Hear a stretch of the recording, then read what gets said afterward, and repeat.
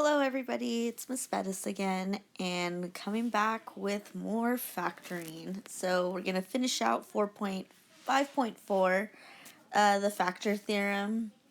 We're going to start off with factoring and end with more factoring, and we're going to hit something called the factor theorem. It's kind of a big deal, but before we get to those, let's recap with example 4, those four polynomials that we need to factor. So this first one's definitely going to be a difference of squares. I know this because there's, well, the minus sign and a square, and there's only two terms here. So we're going to label our A, and we are going to label our B. So what number times itself gives you 16? You say 4, and it's x squared, so it'll be 4x.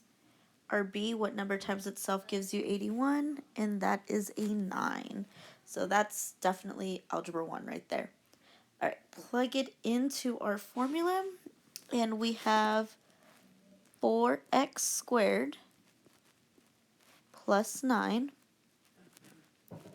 and then 4x squared minus 9. One's positive, one's negative because they cancel out that middle term.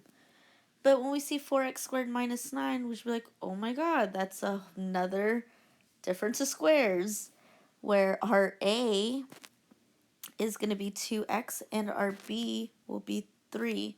So let's factor out this one right here, and we will get 2x minus 3 and 2x plus 3. And let me finish. There we go. And let's drop down that first set of parentheses that we have. 4x squared plus 9. And it's factored completely. Awesome. Let's get to that next problem. Remember, it's a video, so you can pause, rewind, whatever you need to do so it goes at your own pace. Alright, so this is a sum of 2 cubes. I know that because there's a plus sign and it's to the third power. Same concept. Label your A, in this case x. Label your B, what number to the third power gives you 27.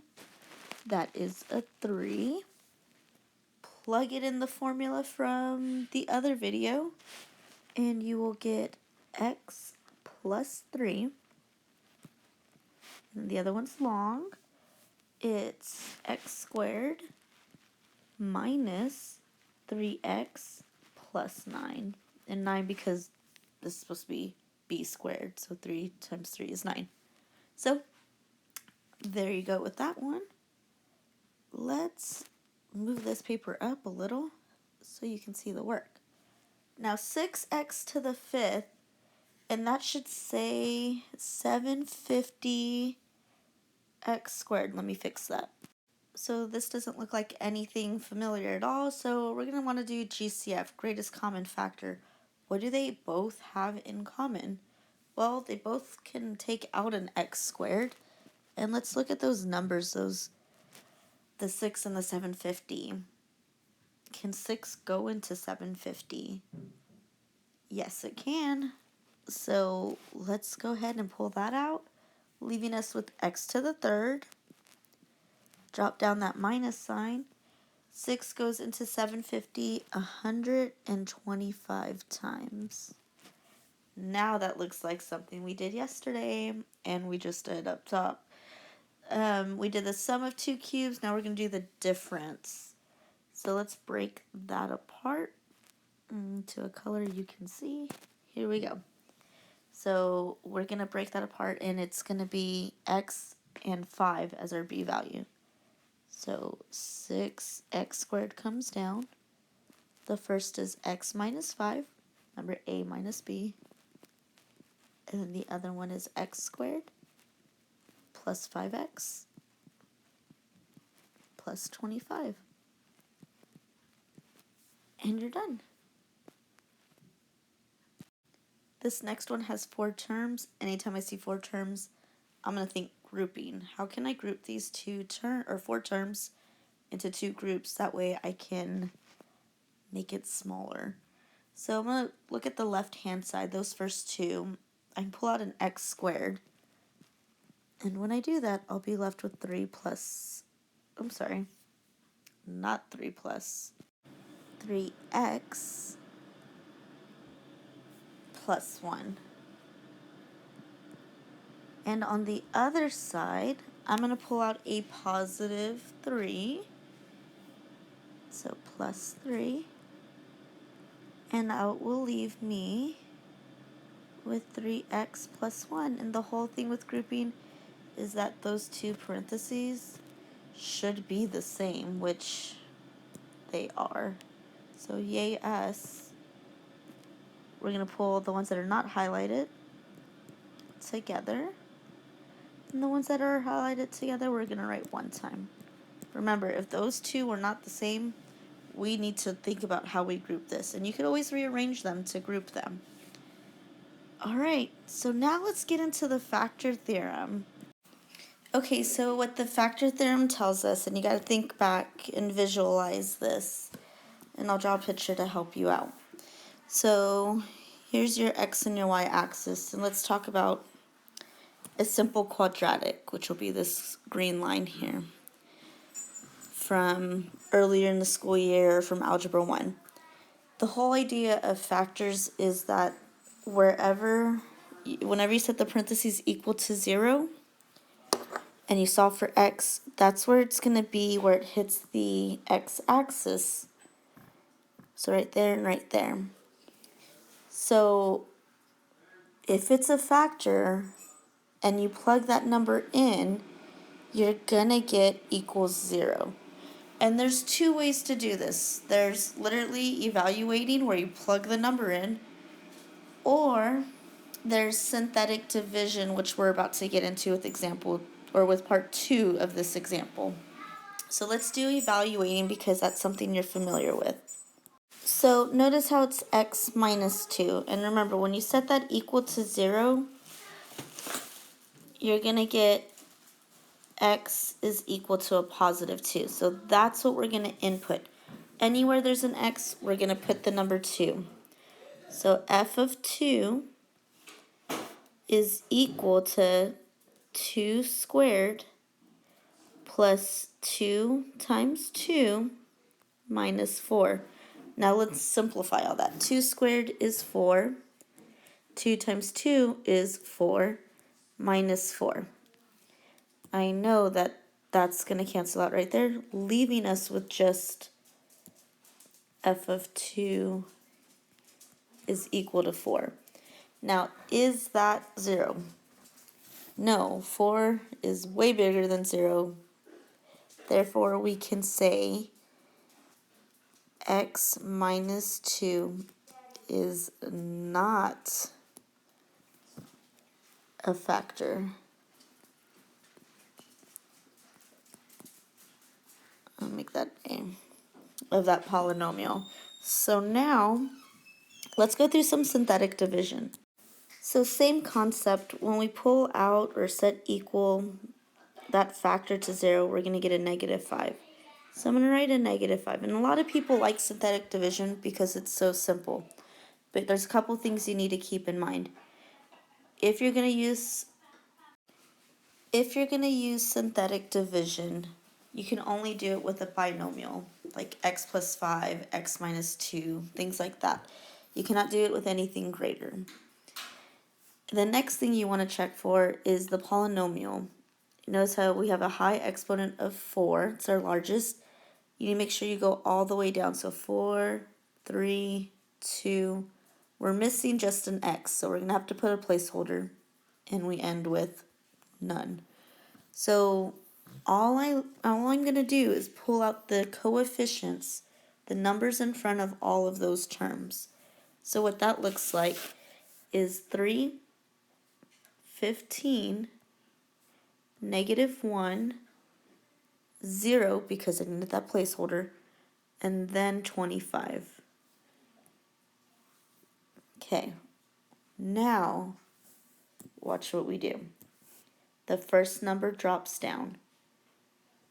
I'm going to take negative 5 and multiply it by 3 to get this number here. So negative 5 times 3 is negative 15. So 15 minus 15 is how I read that, and I will get a 0. Negative 5 times 0 will give me 0. Negative 1 plus 0 is going to be negative 1. Negative 5 times negative 1 gives me 5. 0 plus 5, because it's a positive, is going to give me 5. Negative 1 times 5 gives me a negative 25.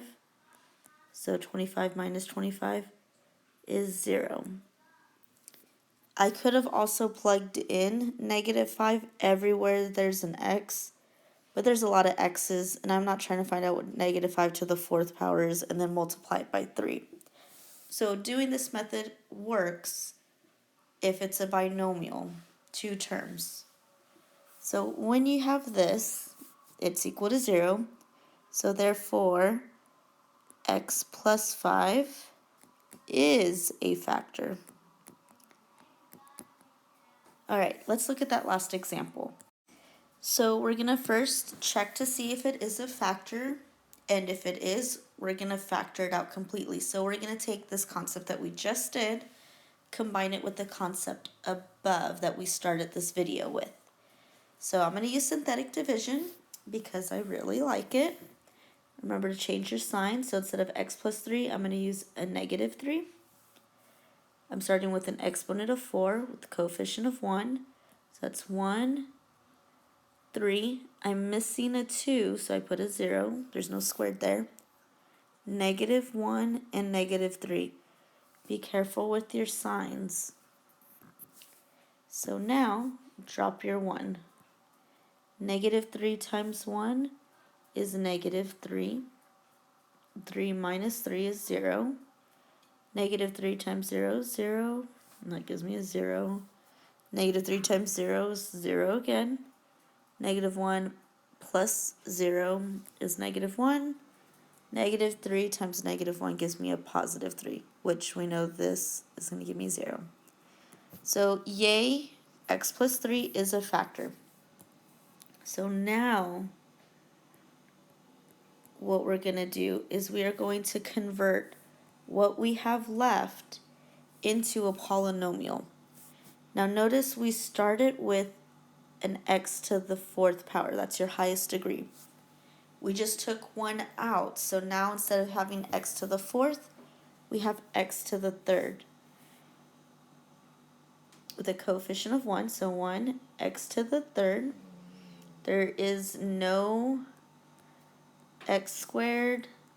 There's no x, but there's a minus 1, like that. So now I'm going to clean up that orange, what I have in orange. And I'm going to drop down that first x plus 3. And if I rewrite what's in orange, forgetting those two, I have this. So can that be broken down at all? Answer is yes. It's a difference of cubes. So I'm going to go ahead and write x minus 1. Because remember, a is x and b is 1. X squared plus 1x, or just x, plus 1. I'm going to drop down this first one. X plus 3. Awesome, let's do one more, just to make it get it. So I'm going to start by doing synthetic division to check to see if x plus 2 is a factor. I'm going to change that to a negative 2. I'm going to write my coefficients, and I already have them in order. I don't need any placeholders. That's 1, negative 1, negative 24, and negative 36. always be careful with your signs. Drop down the 1. Negative 2 times 1 is negative 2. Negative 1 minus 2 is going to give you a negative 3. Negative 2 times negative 3 gives you a positive 6. And I like to write the plus sign, that way I know I'm going to add. Negative 24 plus 6 gives you negative 18. Negative 2 times negative 18 gives you a positive 36, which we know is going to cancel out, meaning yes, x plus 2 works. So write that factor first, x plus 2. Now I'm going to work on creating a polynomial. My highest degree was 3, so that means my new one is squared. So x plus 2, and then minus 3x minus 18. And that's a quadratic because it's squared, and I know it can be factored. What two numbers multiply to 18, negative 18, which I know that's going to be one's positive, one's negative, but adds up to a negative 3. So that would be 6 and 3. Drop down your first set of parentheses, and there you go. It's all factored out. And if you wanted to check your work to make sure, you could always start by foiling or distribution, however you were taught. Once you do that one, foil this one into it, or distribute that one into it, and you should end up with f of x that you started with. Alright, so your assignment is going to be page 236 in the book, just the odds for 31 through 49, and also do 51 through 54, but it will also be online as well when you log into your portal through the textbook.